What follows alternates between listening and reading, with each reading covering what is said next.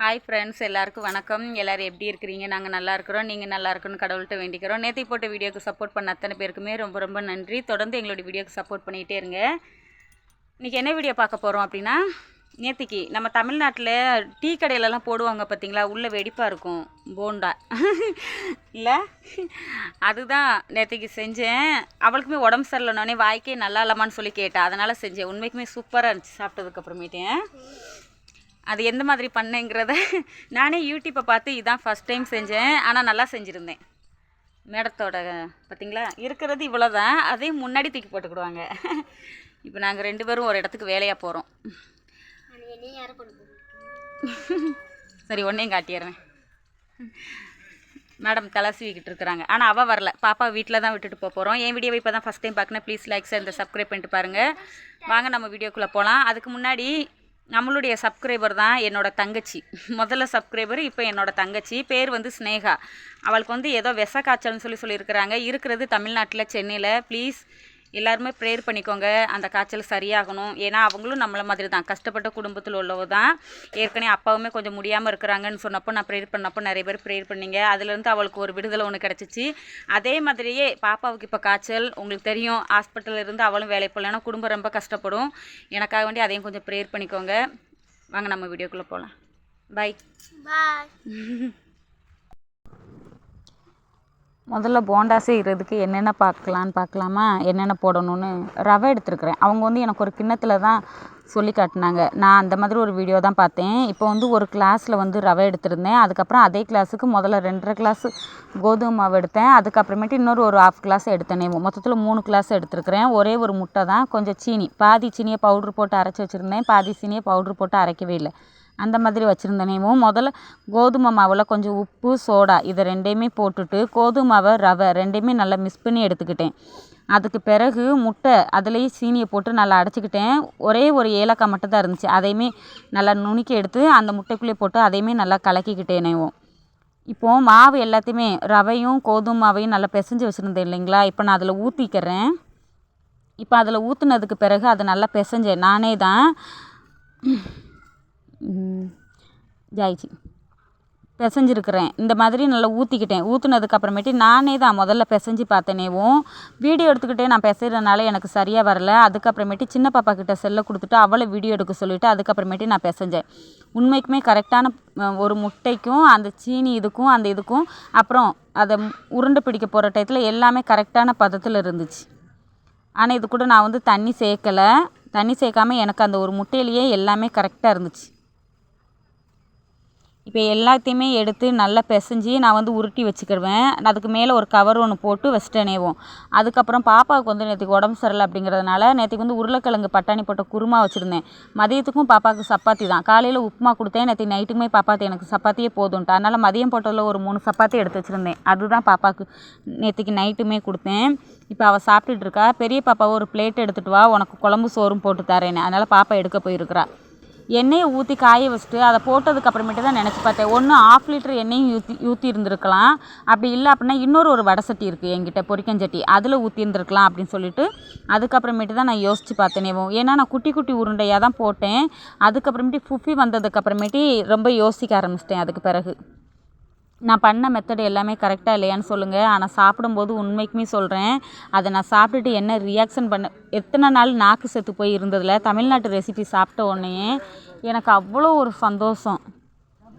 இப்போ பார்த்தா உங்களுக்கு தெரியுமேவும், குட்டி குட்டி உருண்டை தான் போட்டேன். ஆனால் ஃபுப்பி வருங்கிறது எனக்கு ப்ராமிஸாக தெரியாது. 1, 2வது பெரிய செட்டில் போட்டிருந்துருக்கோம். இன்னும் கொஞ்சம் 1/2 லிட்டர் எண்ணெயுமே ஊற்றிருந்தேன் அப்படின்னா கரெக்டாக இருந்திருக்கும்னு நான் நினைக்கிறேன். நெக்ஸ்ட்டு பண்ணும்போது இன்னும் கொஞ்சம் விவரமாக பண்ணணுங்கிறது இதிலேருந்து நான் கற்றுக்கிட்டேனேவும்.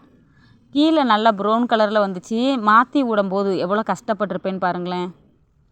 முதல்ல போட்ட 4 உருண்டையுமே மாற்றி போட்டுட்டேன். அப்புறம் அந்த 3 உருண்டையை மாற்றமுன்னு எனக்கு இடமே காணல. அதுக்கப்புறம் அதை எல்லாத்தையும் எடுத்துகிட்டு வேற ஒரு சட்டியில் மாற்றுறதுக்கும் எனக்கு முடியலை. ஏன்னா அதில் தான் உருளைக்கிழங்கு பட்டாணி குருமா வச்சுருக்கேன். அப்புறம் அதை கழுவணுங்கிறதுக்காண்டி இதுக்கப்புறமேட்டு போட்டு எடுத்தது எல்லாமே 2 உருண்டை 3 உருண்டை அந்த மாதிரி போட்டு எடுத்தேன். அதுக்கப்புறம் இன்னும் கொஞ்சம் ஆயில் விட்டு சூடு பண்ணிவிட்டு அதுக்கு பிறகு தான் போட்டேன். இப்போ எல்லாத்தையுமே மாற்றி விட்டதுக்கப்புறமேட்டு உங்ககிட்ட காட்டுறேன் பாருங்களேன். இப்படி தான் மாற்றி விடுறதுக்கு ரொம்ப கஷ்டப்பட்டேன். அதுக்கப்புறமேட்டு யோசித்து பார்த்தேனேவும், நான் தமிழ்நாட்டில் இருக்கும்போது ரேஷன் கடையில் கொடுக்குற பருப்பை வச்சுலாம் நான் நிறைய டைம் வடை போடுவேன்.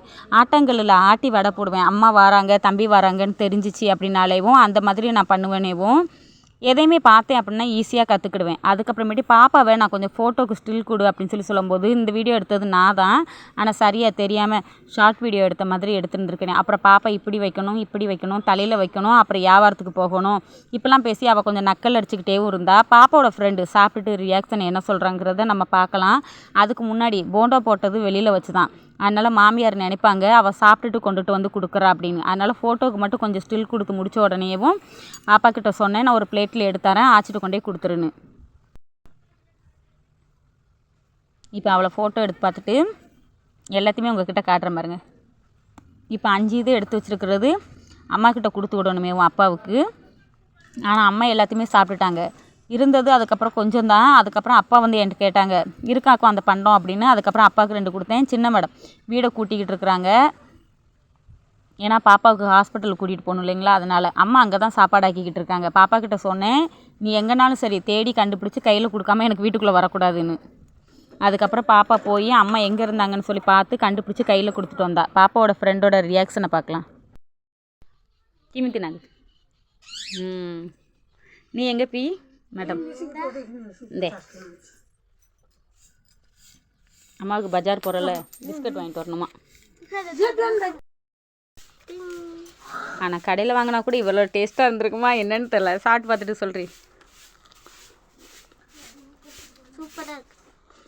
உண்மைக்குமே சொல்கிறேன், வேறு ஒரு லெவலுங்க ஃப்ரெண்ட்ஸ், ப்ராமிஸாக. बोल ना उसने आम तमिलनाडु जोटी चा दरकार एटा गोटे खाइबू गोटे चा पीबू ये तो मस्त लागू ना कष्ट करता कहबू ये जो बिक्री मस्त लगुच ना मेडिसिन आनी ना बे मात्र போடுவே மாத்திரை போடணும்னு பாருங்க.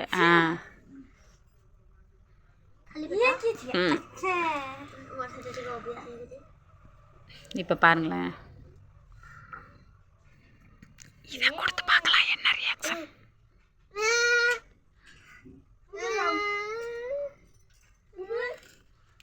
அதை உடைக்க கூடாது, அப்படியே சாப்பிடணும். ஏய் ஒன்று ஆச்சு கூப்பிடு. என் மாமியார் கேக்கு இது எவ்வளோ காசு, என் மகா சொல்கிறா 1000 ரூபா. இது அப்புறமா இது சாப்பிட்டு முடிச்சதுக்கு அப்புறமேட்டு இல்லை இது சாப்பிட்டு முடிச்சதுக்கு அப்புறமேட்டு அப்புறம் இது நாளைக்கு காலையில் சாப்பிட்டு சாப்பிட்டு குடி குடி தண்ணி நல்லா குடி. அவர் தண்ணி நல்லா குடிக்க சொன்னார், குடி. கௌரம் பண்ணிப்பா புட்டா பண்ணி. சாப்பாட்டு வேலை எல்லாமே முடிஞ்சதுக்கு அப்புறமேட்டு இஞ்சி நல்லா பூண்டு நல்லா தோலோட நல்லா நச்சிட்டு இந்த மாதிரி ஒரு குழிக்கரண்டி இருக்கு பார்த்தீங்களா, நம்ம குழம்பு கரண்டி, அதில் கடுகு எண்ணெயுமே ஊற்றி நேற்றுக்கு பாப்பாவுக்கு உடம்பு சரியில்லை மாத்திரை போட்டிருக்கிறேன், ஓரளவு நல்லா கேட்டுச்சு. இருந்தாலுமே இந்த மாதிரி நம்ம சூடு பண்ணி அந்த எண்ணெய் நல்லா பொறுக்க கையில் தொடுற அளவுக்கு பொறுக்க இருக்கணும். அந்த மாதிரி இருக்கிற டயத்தில் கால் கைக்கெலாம் தேய்ச்சோம் அப்படின்னா சளி பிடிக்காது. நமக்குமே தமிழ்நாட்டில் இப்போ மழை சீசன் இல்லைங்களா, அதனால் அந்த மாதிரி டயத்துலலாம் நம்ம பசங்களுக்கும் நம்ம தமிழ்நாட்டில் உள்ள பசங்களுக்குமே இந்த மாதிரிலாம் தேய்ச்சி விடுங்க. தயவு செஞ்சு நெஞ்சில் தேய்க்கக்கூடாது, சளி வந்து உறைஞ்சிரும். முகத்தில் தேய்க்கக்கூடாது, ஏன்னா மூஞ்சில் வந்து நம்ம லேடிஸ் உள்ளவங்களுக்கு மூஞ்சில் வந்து பரு வர்றதுக்கு வாய்ப்பு இருக்குது. மற்றபடி பிள்ளைங்களுக்கு எல்லாருக்குமே தேய்க்கலாம், ஒன்றும் பிரச்சனை கிடையாது. அதுக்கப்புறமேட்டு முதுகில் தேய்க்கணும், 2 கால் 2 கை. மெயின் இடமே காலில் வந்து உள்ள பாதம் இருக்குது பார்த்திங்களா, அதுதான். அதுலேயுமே எப்படி தேய்க்கணுங்கிறத நான் வீடியோவில் காட்டியிருக்கிறேன், எந்தெந்த இடத்துல எந்த மாதிரிலாம் மாலிஷ் பண்ணணுங்கிறத. இதில் விட நான் வெளியில் அடுப்பில் சமையல் பண்ணுவோம் பார்த்திங்களா, அந்த இதில் போட்டிருந்தேன் அப்படின்னா இன்னும் கொஞ்சம் ப்ரௌன் கலரில் வரும். அது வந்து இன்னும் கொஞ்சம் நல்லா டக்குன்னு நல்லா கேட்கும். இப்போ இந்த அளவுக்கு எண்ணெய் வற்றுனதுக்கு அப்புறமேட்டு இந்த அளவுக்கு நல்லா தீஞ்சு வந்ததுக்கு அப்புறமேட்டு நான் வெளியில் எடுத்துகிட்டு வந்துட்டேன். இதை தேய்ச்சதுக்கு அப்புறமேட்டு பெரும்பாலும் பிள்ளைகளை யாருமே நடக்க விட மாட்டாங்க இங்கே உள்ளவங்க. அதனால் விரிச்சிட்டு கொசுவலை எல்லாமே போட்டுட்டு முதல்ல பாப்பாவுடைய கால் முட்டங்கால்லேருந்து கீழே வரைக்கும் எப்படி தேய்க்கணுன்னா பாப்பாவோட கால் எடுத்து இப்போ என் கால் மேலே வச்சுக்கிடுவேன். அதுக்கப்புறமேட்டு கையில் பொறுக்க இருக்கிற அளவுக்கு எண்ணெய் எடுத்து இன்னொரு கையில் தேய்ச்சிட்டு அதுக்கப்புறமேட்டு இன்னொரு கையை வச்சு தான் தேய்ப்பேன். பார்த்துட்டு நீங்கள் எனக்கு சொல்லுங்கள்.